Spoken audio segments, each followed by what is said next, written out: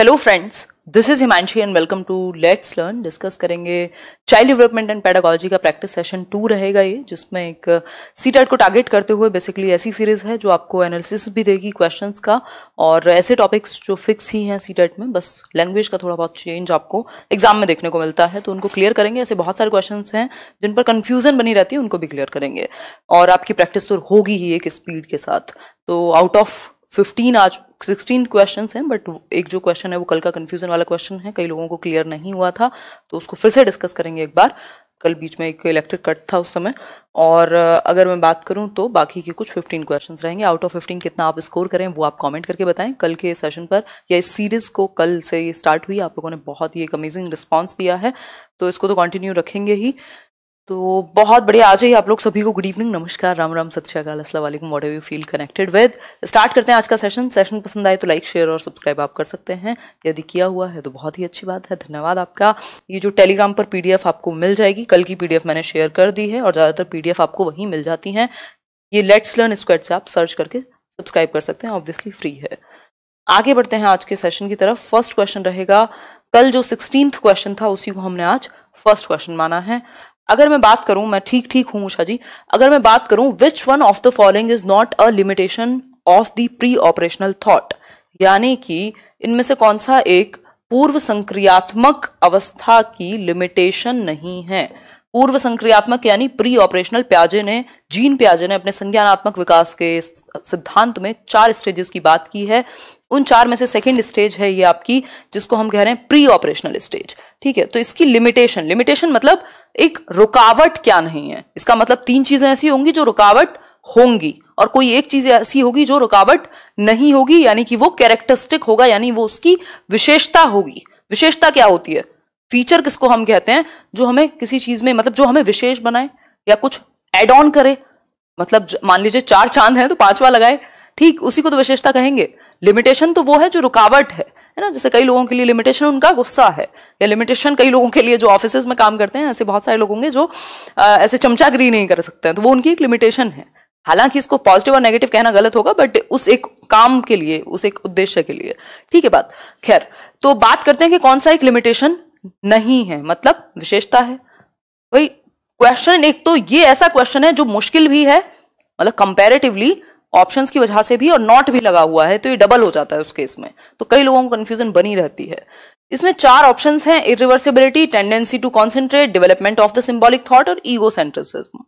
अभी कल परसों हमने प्याजे को डिस्कस किया था, पहले उसको अच्छे से देखिएगा। अगर मैं बात करूं इरिवर्सिबिलिटी की, तो ये एक सबसे बड़ी लिमिटेशन है और हमसे पूछा है नॉट। ये सबसे बड़ी लिमिटेशन क्यों है? क्योंकि अपलटावी का जो गुण है, यानी बच्चा अपनी सोच को पलट नहीं सकता, अनडन नहीं कर सकता। यदि अगर आपने आटे से बॉल बनाई है, या आटे से जो वो रोटी के लिए गोल गोल शेप बनाते हैं, तो उसके लिए वो शेप अगर एक बार बन गई है तो वो रोटी में कन्वर्ट होना मुश्किल है, और रोटी से उसको वापस से उसमें कन्वर्ट होना मुश्किल है। यानी बर्फ पानी बनती है और पानी को फिर से बर्फ बनाया जा सकता है, इस चीज में बच्चे को प्रॉब्लम होगी, ये है इरिवर्सिबिलिटी। अगर मैं बात करूं तो 3 + 2 5 होते हैं, और अगर इसको इस तरीके से लिख दिया जाए कि 5 - 3 = 2 बचेंगे, तो उसको थॉट को रिवर्स करने में, विचार को पीछे ले जाने में प्रॉब्लम होगी। ये इरिवर्सिबिलिटी, और ये अभी संज्ञानात्मक विकास यानी कॉग्निटिव डेवलपमेंट, उसके संज्ञान का, उसकी थिंकिंग, उसकी इमेजिनेशन, उसकी प्रॉब्लम सॉल्विंग अभी उतनी बेहतर नहीं हुई, जिसकी वजह से वो अपने थॉट को रिवर्स में नहीं ला पाता। तो ये एक नेगेटिव पॉइंट है। ये क्या है? ये एक प्रॉब्लमैटिक चीज है, यानी ये लिमिटेशन है, ये विशेषता नहीं है। ठीक, तो ये ऑप्शन तो हट ही जाएगा क्योंकि ये तो लिमिटेशन है, तो ये हो नहीं सकता ऑप्शन। बाकी के 3 ऑप्शंस को चेक कर लेते हैं बिल्कुल तसल्ली से, कोई जल्दीबाजी तो है नहीं। आज ये वाला क्वेश्चन तो समझना ही पड़ेगा आपको हमेशा के लिए, अगर कंफ्यूजन दूर करनी है तो। बी ऑप्शन है टेंडेंसी टू कॉन्सेंट्रेट, मतलब ध्यान केंद्रित करने की जो प्रवृत्ति है। अब सबसे ज्यादा कंफ्यूजन इसी ऑप्शन को लेकर के होती है कि हमें लगता है कंसंट्रेट करना तो बड़ी अच्छी बात होती है, इसको आप लिमिटेशन नहीं है में शामिल करना चाहिए था, ये तो विशेषता है। बट अगर आप प्री ऑपरेशनल थॉट की बात करें तो 2 चीजों की बात की है प्याजे ने, सेंट्रेशन और डिसेंट्रेशन। सेंट्रेशन क्या है कि आपने एक जो आपका थॉट है, या एक ही विशेषता पर, एक ही कैरेक्टरिस्टिक पर किसी एक चीज के पूरा ध्यान केंद्रित कर दिया, मतलब tendency to concentrate on one thing, जो कि प्रॉब्लमेटिक है। भाई कॉन्सेंट्रेट करना एक डिफरेंट चीज है, जिस ध्यान की आप बात कर रहे हैं, बट यहां इस कॉन्टेक्स्ट में, इस थियोरी के हिसाब से अगर हम देखें तो कॉन्सेंट्रेट करने का मतलब है सिर्फ किसी एक चीज की एक ही विशेषता पर या एक ही उसके कैरेक्टरिस्टिक पर, एक ही उसके एक फीचर पर ध्यान फोकस करना। जैसे मान लीजिए 4 पेन है उसके सामने या ये एक पेन है, तो उसको सिर्फ इसकी हाइट ही दिखे, या तो यानी वो उसकी हाइट के टर्म में ही सोच पाए भाई ये लंबा है ये छोटा है, ऐसे देख पाए, या फिर वो इसके कलर के बेसिस पर ही देख पाए, उसकी सारी विशेषताएं ना देख पाए। जैसे इसकी शेप जो है वो ट्रायंगुलर है, इसमें ब्लैक ऊपर कलर है, व्हाइट एक आगे निडल है, इस तरीके की जो चीजें हैं, तो इतने सारे कैरेक्टरिस्टिक्स वो नहीं देख पाता। इसका मतलब सिर्फ एक चीज पर टेंडेंसी है कॉन्सेंट्रेट करने की, और वो नेगेटिव है क्योंकि बाकी एस्पेक्ट नहीं देख पा रहा बच्चा, यानी सिर्फ एक ही एस्पेक्ट पर जोर है। क्लियर हो गई बात यहां तक की कि नहीं? अगर हो गई हो तो बता दो कमेंट करके। फिर है ईगो सेंट्रिसिज्म। ये जो सेंट्रेशन है ये एक तरीके से टाइप ही है ईगो सेंट्रिसिज्म का, कि वो बाकी पक्ष देख ही नहीं पाता किसी एक चीज के। मतलब सारे जो उसके फादर हैं वो उसको लगता है कि वो भाई नहीं हो सकते किसी के, बस उसके फादर ही है, ना किसी के हस्बैंड है वो, ठीक। या फिर अगर हम कहें तो सारे जितने भी मेल मेंबर्स हैं वो उसको पापा कहने लगता है। मतलब एक ही टेंडेंसी पर फोकस है, वो है मेल होने पे, और सारे मेल उसके लिए पापा वाला काम कर रहे हैं, मतलब बोलने के लिए उसको लग रहा है वैसा, ठीक। तो ये एक बात है। तो ये एक टाइप का, इसको ईगोसेंट्रिसिज्म ही कहेंगे। अगर मैं बात करूं ईगोसेंट्रिज्म की, तो ये तो ऑब्वियसली है ही कि बच्चा दूसरे पॉइंट ऑफ व्यूज नहीं देख पाता, वो ये ऐसा फील करता है अपने एग्जिस्टेंस के अकॉर्डिंग। मतलब जैसा वो किसी चीज के बारे में फील करता है वैसा सब फील करते होंगे, जो उसकी फेवरेट चीज है वो सबकी फेवरेट चीज होगी, यानी सेल्फ सेंटर्ड है। और ये अपने आप में क्या है, ये अपने आप में एक नेगेटिव पॉइंट है, ठीक। क्योंकि जब आप बाकी पर्सपेक्टिव ही नहीं देख पाएंगे, बाकी मल्टीपल एस्पेक्ट्स ही नहीं देख पाएंगे, डिफरेंट डिफरेंट व्यू में ही नहीं देख पाएंगे किसी एक प्रॉब्लम को, सॉल्व कैसे करेंगे? फिर तो बायस्ड ही रहेंगे।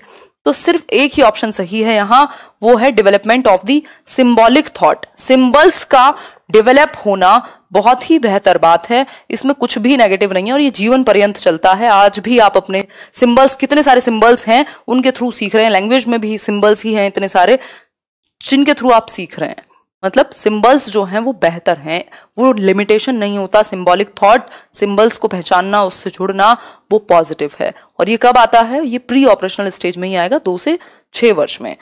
अब भी अगर कोई समस्या हो तो वीडियो को रिपीट करके पीछे से देखिएगा, चारों ऑप्शंस को मैंने अच्छे से क्लियर किया है। अगर मैं बात करूं तो बी जो है वो लिमिटेशन है। क्यों है?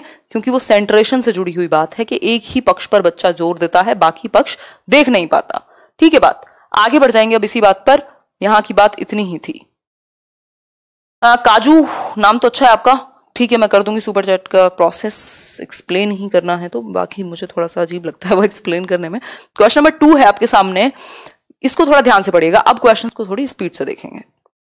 अगर मैं बात करूं तो क्वेश्चन नंबर 2 है the statement an important pre condition for the proper development of a child ensuring her his healthy physical development. मतलब कि एक स्टेटमेंट है कि एक प्री कंडीशन है, ये इंपॉर्टेंट है कि बच्चे के शारीरिक विकास का ध्यान रखा जाए। ऐसा क्यों है?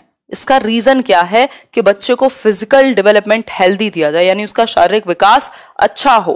पहला ऑप्शन है ये अनट्रू है, गलत बात है कि शारीरिक विकास पर जोर ना दिया जाए, या फिर मे बी इनकरेक्ट है, मे बी गलत है।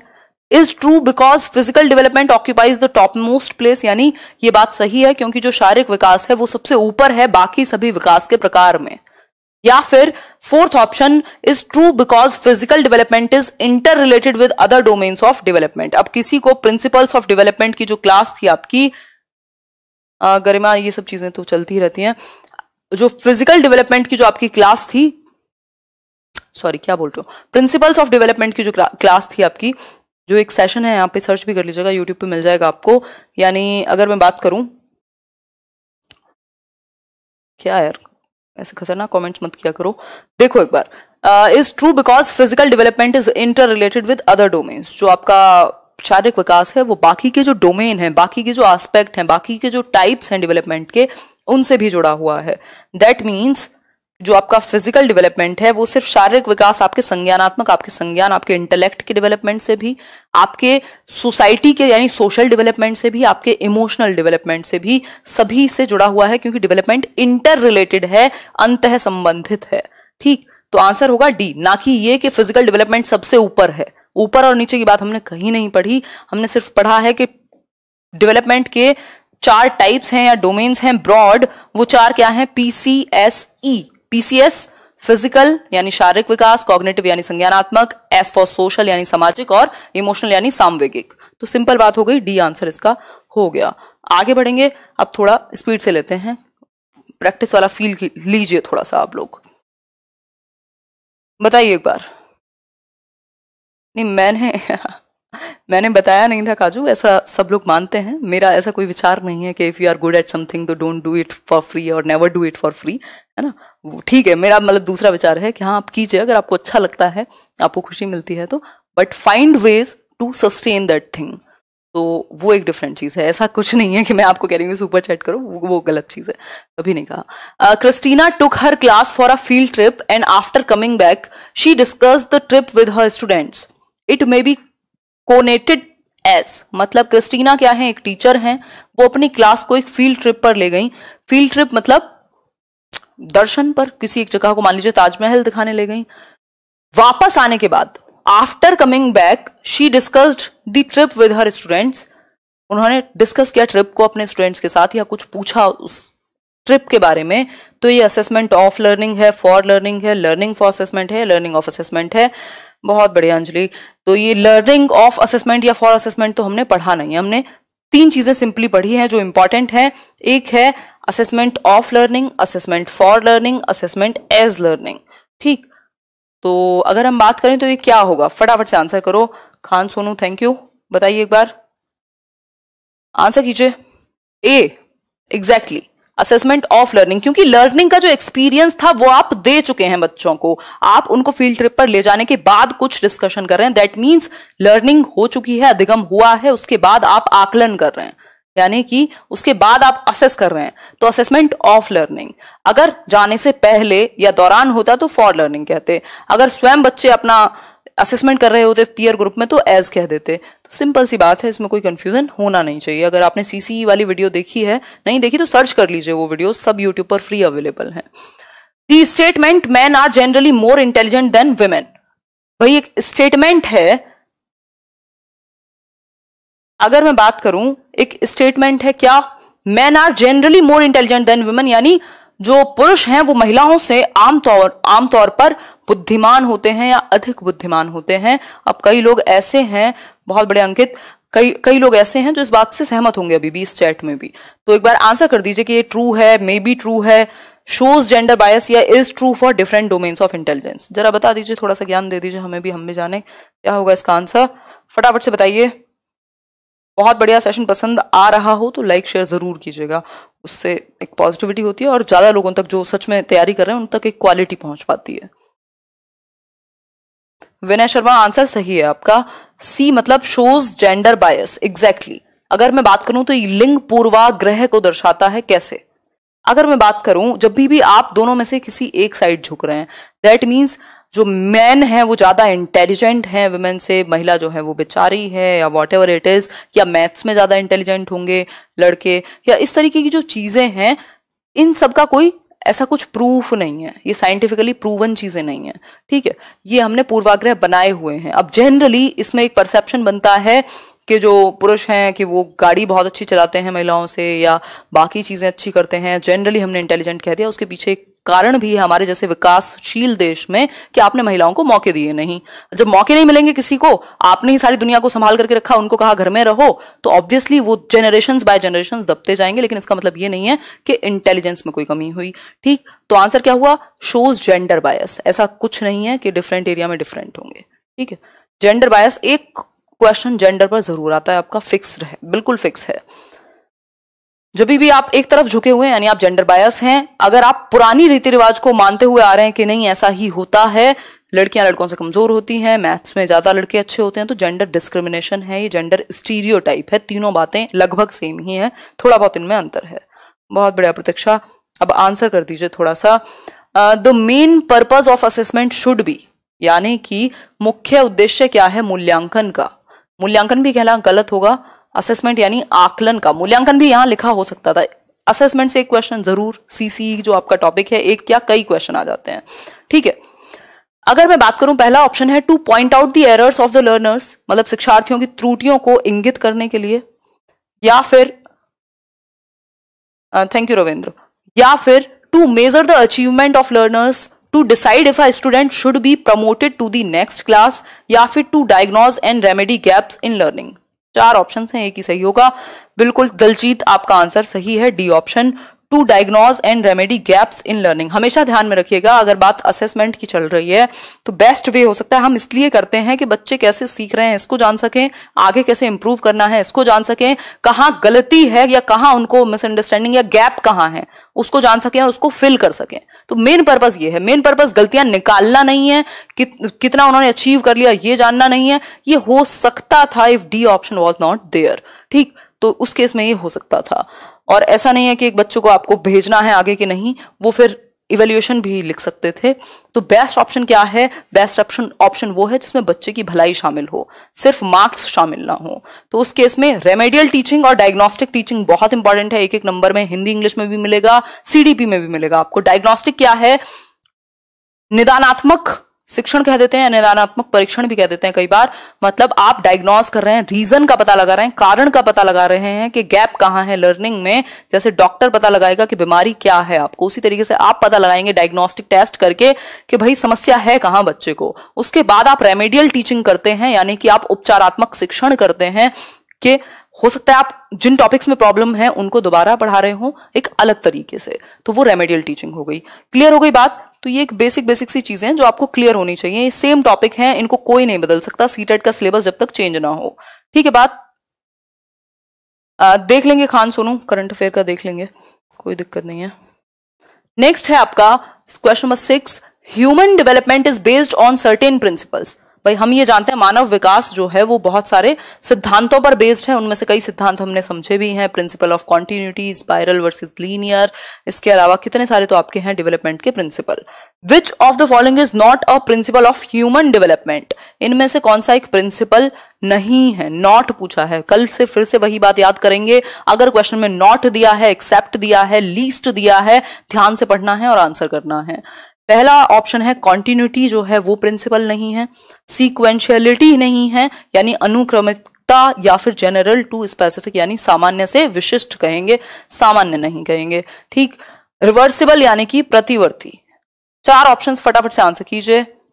15 क्वेश्चन है, जस्ट एक क्वेश्चन को हटा दें तो सिर्फ 15 क्वेश्चन है, 15 एग्जैक्टली। पल्लवी बात आपकी सही है, क्वेश्चन का जो आंसर है वो है रिवर्सिबल, यानी रिवर्सिबिलिटी भी कह सकते हैं, यानी बैक गियर नहीं लगेगा डेवलपमेंट में। ऐसा नहीं हो गया ना कि आज आप डेवलप हो गए और कल आप फिर से 0 हो जाएंगे। आज अगर आप 10 साल के हो गए, कल 2 के तो नहीं हो सकते।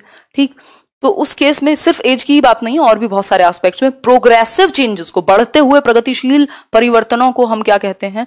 डेवलपमेंट कहते हैं, जो एक सीक्वेंस में चलते हैं, जो एक ऑर्डर में चलते हैं, जो स्टेजेस में भी चलते हैं। कई बार अगर मैं बात करूं तो कॉन्टिन्यूटी यानी वूम टू टूम, आपके गर्भ से कब्र तक जाएगा, बिल्कुल सही है, कॉन्टिन्यूअस है, चेंज होता रहेगा। फिर है सीक्वेंस में होगा, भाई पहले इन्फेंसी है, फिर आपका चाइल्डहुड है, फिर एडोलेसेंस है, तो एक सीक्वेंस है। बच्चा पहले बैठना सीखेगा, खड़े होना सीखेगा, चलना सीखेगा, दौड़ना सीखेगा, सीक्वेंस है।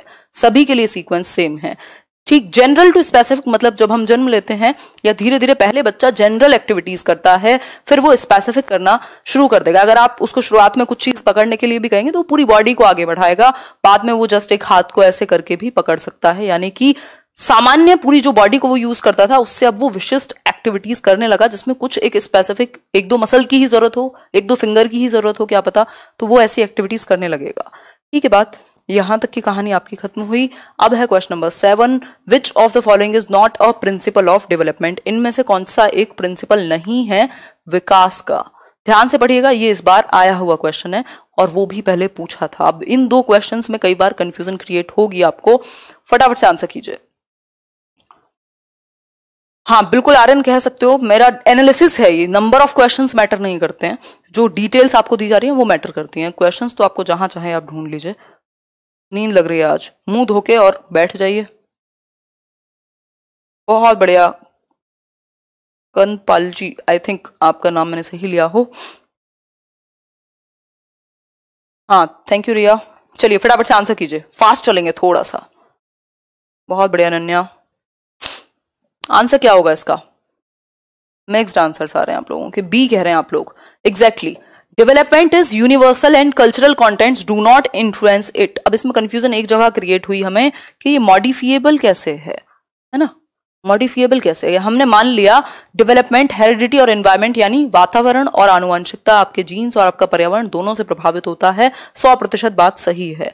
लाइफ लॉन्ग है यानी कॉन्टिन्यूअस है, कॉन्टिन्यूटी में चलेगा, वूम टू टूम जाएगा, सही है। डेवलपमेंट इज मॉडिफिएबल, मॉडिफिएबल का मतलब ये है यहां कि हम इसमें परिवर्तन कर सकते हैं कुछ, या फिर कहें क्योंकि इसमें सिर्फ फिजिकल एस्पेक्ट ही नहीं है कि आपकी हाइट बढ़ गई तो कम नहीं हो सकती, साइकोलॉजिकल तो चेंजेस आ रहे हैं ना आप में। आप हो सकता है कल जितना गुस्सा करते हो आज नहीं कर रहे हो, या बहुत सारी चीजों में थॉट के लेवल पर आप में चेंजेस हैं, तो साइकोलॉजिकली या कॉग्निटिव रूप से तो आपके अंदर परिवर्तन आते रहते हैं, या मॉडिफाई आप कर सकते हैं अपनी समझ को। ठीक, तो उस केस में हम कह सकते हैं कि अगर सारे एस्पेक्ट को मिलाएं तो ये भी एक प्रिंसिपल हो जाएगा। लेकिन development is universal and cultural contents, देखो यूनिवर्सल कहना शायद यहां तक चल जाती बात, लेकिन जैसे आपने कहा कि कल्चर पर कोई प्रभाव, कल्चर का कोई प्रभाव नहीं पड़ता, ये हम नहीं मान सकते। आप जिस देश में या जिस भी जगह रहते हैं, वो जो आपकी संस्कृति है वो आपके विकास को प्रभावित करेगी, क्योंकि एनवायरमेंट आपका प्रभावित करेगा आपको, और ये जो बात है ये एनवायरमेंट के अंदर आ जाएगी, तो बी ऑप्शन है। ठीक, सिंपल है बात। तो दो अलग चीजें हैं, रिवर्सिबिलिटी अलग चीज है कि रिवर्सिबल होना वो प्रिंसिपल नहीं है, उसका रीजन है कि वापस नहीं जा सकते हो आप। ठीक, और दूसरा जो है ये मॉडिफिएबल है, तो इन दोनों में कंफ्यूज नहीं होना, इसीलिए मैंने दोनों को ढूंढ करके एक साथ लगाया है क्वेश्चंस को। ठीक है, आगे बढ़ेंगे, नेक्स्ट क्वेश्चन देख लीजिए एक बार। नेक्स्ट क्वेश्चन है, in which of the following periods does physical growth and development occur at a rapid pace. भाई अगर हम बात करें तो इनमें से कौन सा एक वो पीरियड है जब फिजिकल ग्रोथ यानी शारीरिक वृद्धि और विकास सबसे तेजी से होते हैं। रैपिड पेस मतलब बहुत तेजी से होंगे, यानी बच्चा शारीरिक रूप से बहुत तेजी से विकसित हो रहा होगा। पहला ऑप्शन है मिडिल चाइल्डहुड एंड एडोलेसेंस, फिर है आपका adolescence and adulthood, then infancy and early childhood, and last one is your early childhood and middle childhood. फटाफट से आंसर कर दीजिए, फिर हम लोग आगे बढ़ेंगे। Great trail blazer Prince, great nice prefix. हाँ, सुष्मिता जी नहीं लिया था, थोड़ा सा ठीक फील नहीं कर रही थी दिन में, तो उसको संडे को रीस्केड्यूल कर दिया है। बहुत बढ़िया इंदु जी। इन्फेंसी एंड अर्ली चाइल्डहुड, सबसे ज्यादा हमने ये समझा है सबसे तेजी से जो फिजिकल ग्रोथ होती है जन्म के बाद वो है इन्फेंसी में, जन्म से 2 वर्ष इतनी तेजी से बच्चा बढ़ेगा। अगर उसका रेशो देखें तो वो किसी और साल में उतनी तेज नहीं बढ़ा है फिजिकली, तो इन्फेंसी में सबसे ज्यादा, फिर अर्ली चाइल्डहुड में उससे कम, लेकिन बाकी सबसे ज्यादा। ठीक, फिर लेटर चाइल्डहुड में कम हो जाएगी और एडोलेसेंस में एकदम से बढ़ेगी। तो कह सकते हैं अगर हम बात करें तो इन सबसे ज्यादा कहां पर है, इन्फेंसी और अर्ली चाइल्डहुड में, यानी 0 to 2 और 2 to 6 ईयर्स, यानी टिल 6 ईयर्स बहुत ज्यादा फिजिकल डेवलपमेंट बच्चे का होता है। ठीक है बात, तो ये सिंपल सी बात है। और अर्ली चाइल्डहुड एक और चीज के लिए बड़ा फेमस है, जहां से सीटेट को बहुत प्यार है, वो है अर्ली चाइल्डहुड लैंग्वेज डेवलपमेंट के लिए सबसे सेंसिटिव यानी संवेदनशील या क्रिटिकल पीरियड है। फास्टेस्ट लैंग्वेज डेवलपमेंट होता है, भाषा का विकास सबसे तेजी से होगा अर्ली चाइल्डहुड में, यानी 2 से 6 वर्ष में। क्लियर हो गई होगी यहां तक की बात, तो मुझे नहीं लगता कोई समस्या है। एज ग्रुप को एक्सप्लेन कर दो, कर देते हैं एज ग्रुप को, 1 सेकेंड लगेगी बस, ऐसे तो आप लोग फिर डिटेल्ड बना दोगे इसको। देखो एक बार, अगर मैं बात करूं तो ये 4 स्टेजेस आपके लिए सबसे इंपॉर्टेंट है। इन्फेंसी है 0 to 2 ईयर्स ऑफ एज, फिर आपका अर्ली चाइल्डहुड है पूर्व बाल्यावस्था 2 से 6, फिर है लेटर चाइल्डहुड उत्तर बाल्यावस्था 7 से 11, और फिर आपका ये है 12 से 18, और अगर WHO की माने एडोलेसेंस यानी किशोरावस्था तो वो 10 से 19 वर्ष है, लेकिन हम 12 से 18 जनरली कंसिडर करते हैं। ये 4 स्टेजेस हैं। ठीक है, क्लियर हो गई बात। हिंदी में ऑप्शन गलत दिया है, वो आप फिर उसको इंग्लिश को फाइनल मान के चलिएगा, मेरा जो ट्रांसलेशन है वो जल्दीबाजी में थोड़ा हिंदी वाला प्रॉब्लम हो जाती है। इन्फेंसी और अर्ली चाइल्डहुड को लिख लेना शैशवावस्था एवं पूर्व बाल्यावस्था। ठीक है, इंग्लिश वाला एक बार फाइनल देख लिया करो अगर कुछ कंफ्यूजन हो तो। क्वेश्चन नंबर 9 है, which of the following are examples of secondary socializing agencies. 2 प्रकार के सोशलाइजेशन है, हमने सामाजिकरण की प्रक्रिया, एक चैप्टर है सोशलाइजेशन, अगर आप यूट्यूब पर सर्च करेंगे आपको मिल जाएगा, हिमांशु सिंह आगे टाइप करके। तो एक है प्राइमरी सोशलाइजेशन यानी मुख्य कह सकते हैं इसको, प्राथमिक कह सकते हैं, और दूसरा है सेकेंडरी यानी गौड़।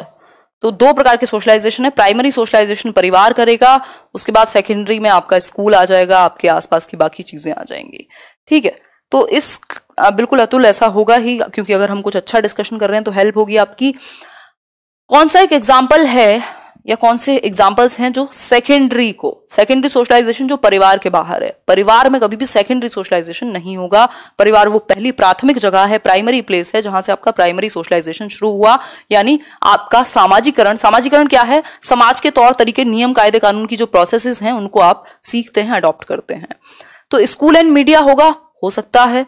मीडिया एंड नेबरहुड होगा, may be. Family and neighbourhood, family and friends, ये तो जीवन में नहीं होंगे, क्योंकि परिवार हमेशा प्राइमरी में आएगा और स्कूल हमेशा सेकेंडरी में। बाकी आपको किसी चीज में कंफ्यूजन हो, फर्क नहीं पड़ता, ठीक है।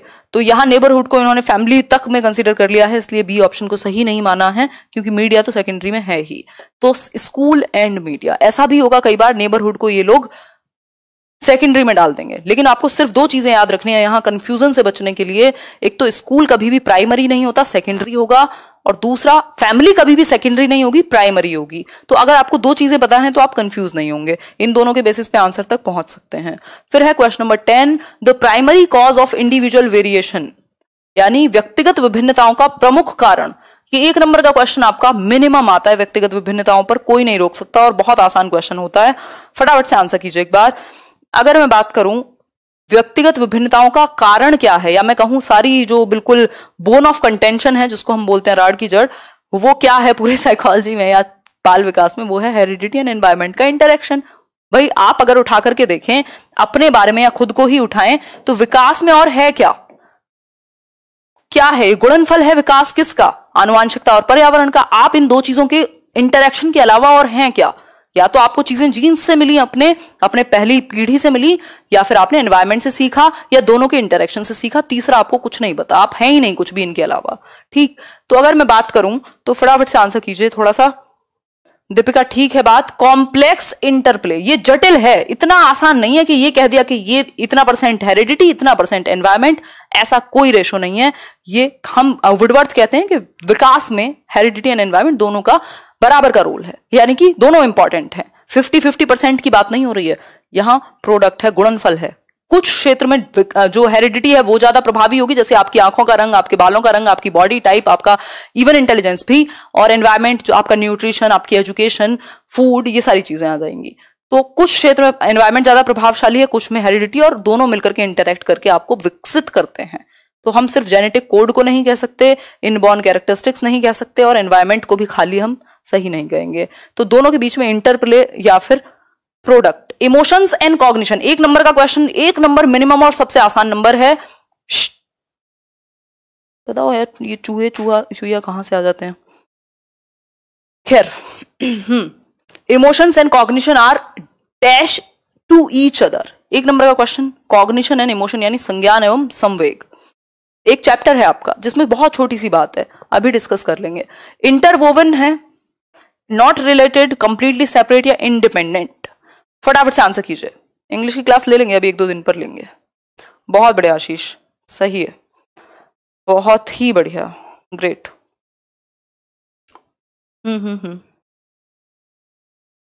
सही है चांदनी। बी ऑप्शन, नॉट रिलेटेड, कौन सी किताब में पढ़ रहे हो? इंटरवोवन होगा इसका जो आंसर है, साथ, एक दूसरे के साथ बुना हुआ है। इसका दूसरा शब्द हो सकता था इंटर रिलेटेड है, यानी एक दूसरे के साथ संबंधित है, अंतः संबंधित कह सकते थे। ये सिर्फ एक केस में आंसर होगा, इंडिपेंडेंट, और वो केस क्या है मैं आपको थोड़ा सा बता देती हूं, क्योंकि ये जो चीजें हैं ये इनकी कीमत नहीं है, समझते हैं, देखते हैं।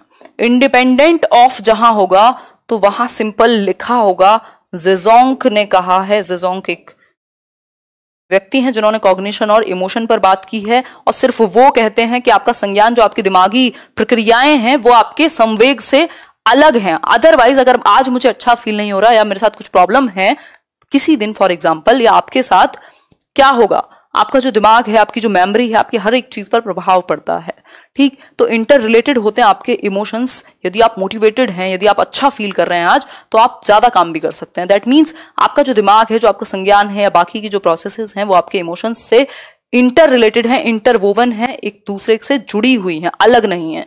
लेकिन सिर्फ एक व्यक्ति हैं जो कहते हैं कि ये इंडिपेंडेंट है, आप मैनेज कर सकते हो, और ये व्यक्ति हैं मिस्टर ज़ेज़ोंग। ज़ेज़ोंग के अनुसार कॉग्निशन एंड इमोशन क्या है, तो आप सिंपल कहेंगे इंडिपेंडेंट हैं, स्वतंत्र हैं। ये बात क्लियर हो गई होगी। अगर ये बात क्लियर हो गई होगी तो 1 नंबर आपका सेफ है। ठीक है, क्या हुआ रोशन? आगे बढ़ते हैं। क्वेश्चन नंबर 12 है क्रिएटिव आंसर्स रिक्वायर, यानी कि रचनात्मक उत्तर जो है वो किस चीज की रिक्वायरमेंट रखते हैं। क्रिएटिविटी से 1 नंबर का क्वेश्चन है। क्रिएटिविटी मतलब दिशाओं में सोचना, कुछ नया सोचना, कुछ फ्लेक्सिबल, कुछ बेहतर सोचना। तो किस चीज की रिक्वायरमेंट होगी अगर आपको बच्चों से क्रिएटिव आंसर यानी कुछ अच्छा कुछ अलग लिखें वो चाहिए? तो पहला ऑप्शन है direct teaching method, direct teaching and direct questions, content based questions, open ended questions, या फिर हाईली डिसिप्लिन्ड क्लासरूम। फटाफट से आंसर कीजिए, फिर हम लोग आगे बढ़ेंगे। आएंगी चीजें समझ में, बिल्कुल आएंगी।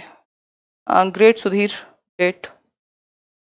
अभी तो आएंगे, रिवीजन सेशंस आएंगे। अभी सीडीपी खत्म कहाँ हुई? अभी तो 3 थियरीज कराई हैं और पहले के 5, मतलब काफी चीजें मैंने कराई हुई हैं, बट फिर भी इस साल का रिवीजन रहता है। 12 का सी, ओपन एंडेड क्वेश्चंस, एग्जैक्टली। अब यहां से 2 चीजें नहीं, कई चीजें समझेंगे हम, सैकड़ों चीजें समझेंगे यहां से। ओपन एंडेड मतलब दिशाओं में सोच पाना, यानी अपसारी सोच, divergent thinking, out of the box thinking, lateral thinking, ठीक, ब्रेनस्टॉर्मिंग करना। और एक और चीज होती है, इसका उल्टा है क्लोज एंडेड क्वेश्चंस या close ended answers. Close ended का मतलब है, मतलब जिसका एंड क्लोज्ड हो, जैसे या क्वेश्चन आपके सामने लिखा हुआ है, या जैसे सीटेट के 150 क्वेश्चन आते हैं, उनका एंड क्लोज्ड है। आप अपने एंड से अपनी मर्जी से ओपन होकर के ऐसे की तरह शब्द नहीं लिख सकते। एक क्वेश्चन है, 4 ऑप्शंस हैं, यहीं पे आंसर है, कोई 4 में से एक आंसर होगा, आपका कोई थॉट की जरूरत नहीं है, उनमें से एक को आपको पहचानना है। ठीक, तो एंड क्लोज है। यस और नो में आपको एक आंसर कर रहे हो, फिल इन द ब्लैंक भर रहे हो, ट्रू फॉल्स कह रहे हो, या फिर 4 ऑप्शंस में से एक को चुन रहे हो, तो ये क्लोज एंडेड कहलाते हैं। ओपन एंडेड वो होते हैं जिनमें आपके पास अपने शब्दों का चुनाव करने की क्या हो, क्षमता हो, या फ्रीडम हो, स्वतंत्रता हो। जैसे आप ऐसे राइटिंग कर रहे हैं, या फिर अगर क्रिएटिव आंसर्स की बात चाहिए तो आपको उनको मौका देना पड़ेगा कि भाई ओपन एंडेड मतलब अपने विचार प्रस्तुत करो। ठीक, तो ये बेसिक सी बात है। फास्ट पढ़ाएं, कहां उड़ के जाओगे? ठीक है, चलो फास्ट कर लेते हैं, 3 ही क्वेश्चन बचे हैं। Multilingual character of Indian society should be seen as. Multilingual character 1 number में आपका हिंदी में भी आएगा, इंग्लिश में भी आएगा, और कभी कभी मन किया तो इनका सीडीपी में भी दे देंगे। यानी बहुभाषी जो आपका चरित्र है भारतीय समाज के क्लासरूम का, जहां कई भाषाएं बोलने वाले बच्चे विद्यार्थी शामिल हैं, तो इसको आप कैसे लेंगे? एक हिंड्रेंस है, मतलब ये रुकावट है, एक रिसोर्स है, एक चैलेंज है बच्चों को मोटिवेट करने के लिए, या फिर एक फैक्टर है जिससे बच्चों का जो एक्सपीरियंस है उसको आप कॉम्प्लेक्स बना सकें। फटाफट से आंसर कीजिए, नॉट फास्ट। ओके अपर्णा, से my name. Okay Rupali Singh, nice name. Answer कर दीजिए, सिंपल है, आंसर होगा रिसोर्स है। स्कूल जीवन के संवर्धन के लिए एक संसाधन है, एक एसेट है। जब भी मल्टीलिंगुअलिज्म आए, यानी बहुभाषिता, 1 से ज्यादा भाषाएं अगर बच्चे क्लास में लेकर के आते हैं, दैट मीन्स ये एक संसाधन है, ये एक एसेट है, ये एक रिसोर्स है, जिसके माध्यम से आप भाषा को या लैंग्वेज क्लासरूम को और बेहतर बना सकते हैं। और इस पे अब और ज्यादा डिस्कशन नहीं करेंगे, अदरवाइज तो किसी और दिन करेंगे। क्वेश्चन नंबर 14 है अकॉर्डिंग टू पियाजे during the first stage of development. पहली स्टेज क्या है पियाजे के अनुसार? सेंसरी मोटर, शैशवावस्था या इंद्रिय गामक अवस्था, जन्म से 2 साल की उम्र तक, जहां आपका ऑब्जेक्ट परमानेंस, वस्तु स्थायित्व आ जाएगा। बताइए एक बार, बच्चा कैसे सीखेगा? A child learns best. Her stage में बच्चा अलग अलग तरीके से, कुछ एक स्पेसिफिक कैरेक्टरिस्टिक्स होते हैं। कौन कह रहा है बी? बी नहीं होगा, और बताओ।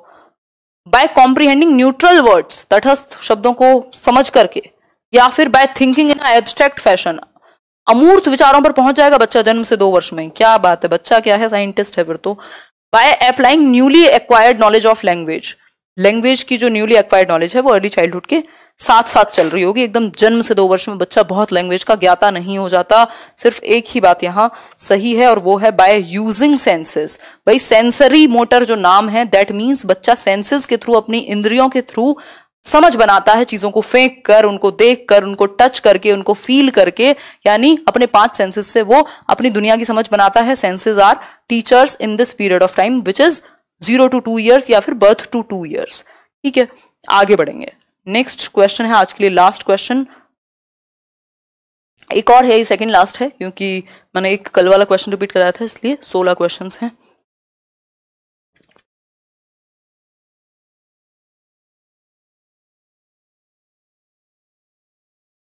अब अंत का चांसेस हैं हो भी सकता है, लेकिन अभी 15 तक हम कुछ नहीं कह सकते। 15 तक ही हमें फाइनल पता लगेगा कि पोस्टपोन होगा कि नहीं होगा या क्या होगा।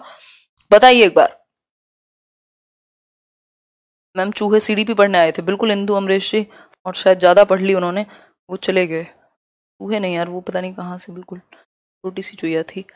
विच ऑफ द फॉलोइंग बिहेवियर्स, मुझे टेंशन हो जाती है, यहाँ वायर्स हैं।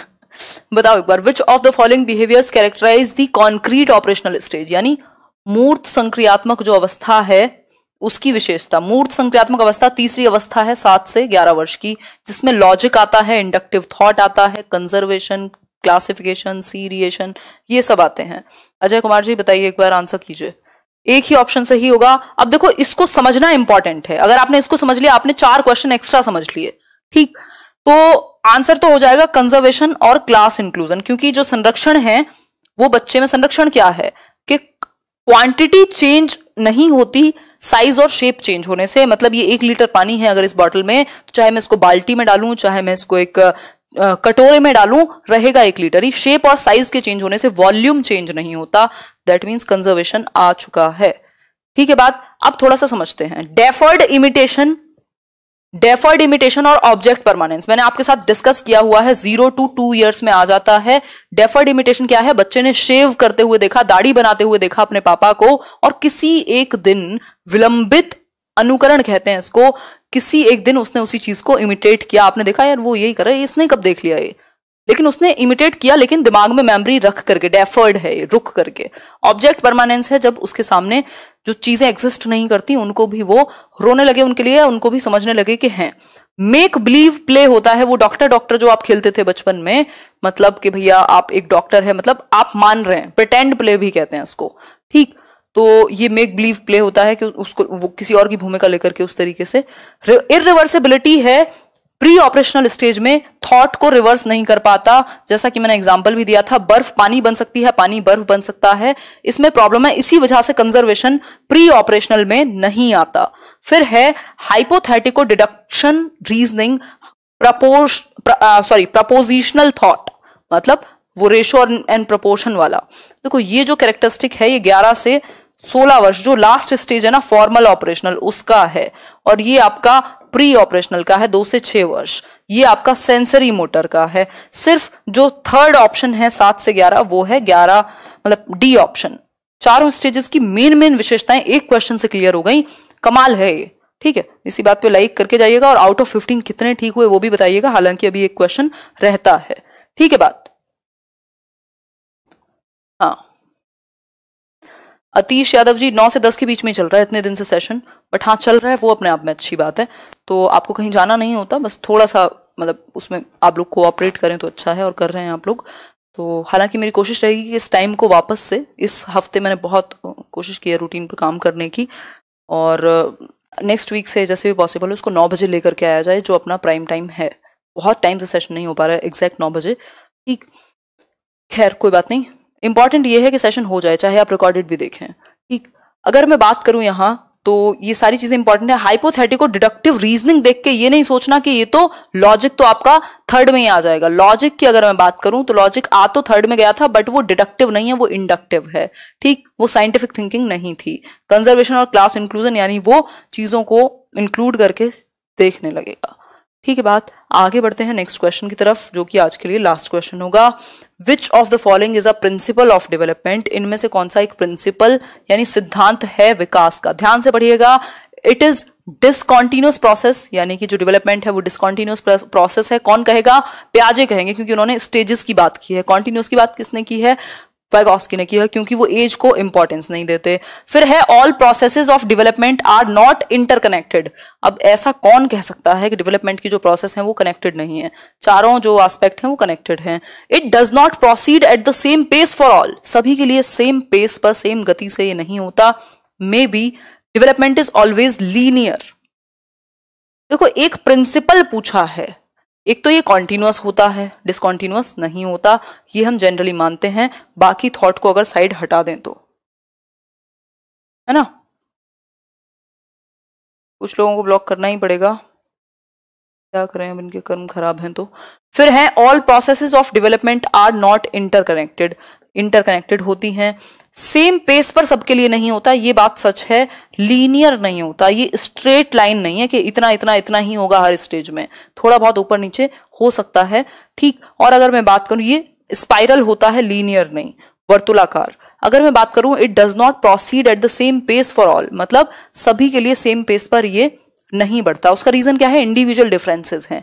स्टेजेस तो सेम है, यानी 2 से 6 वर्ष अर्ली चाइल्डहुड है तो सबके लिए है, लेकिन जरूरी नहीं है कि 3 साल में सब बराबर ही शब्द बोल रहे होंगे, या फिर एक ही जैसा भाषा पर पकड़ होगी, या एक ही जैसी जंपिंग होगी, एक ही जैसी फिजिकल एक्टिविटीज होंगी। थोड़ा बहुत अंतर होगा, व्यक्तिगत विभिन्नताएं हैं, ठीक। तो सेम पेस नहीं होगा, सेम स्टेज होगी, that is important, but pace मतलब गति सेम हो सबकी जरूरी नहीं है। हर बच्चा 9 महीने में चलना शुरू करते हैं, ठीक है। कई बच्चे 2 महीने बाद, कई बच्चे 2 महीने पहले, यानी पेस डिफरेंट है। तो आंसर हो गया सी।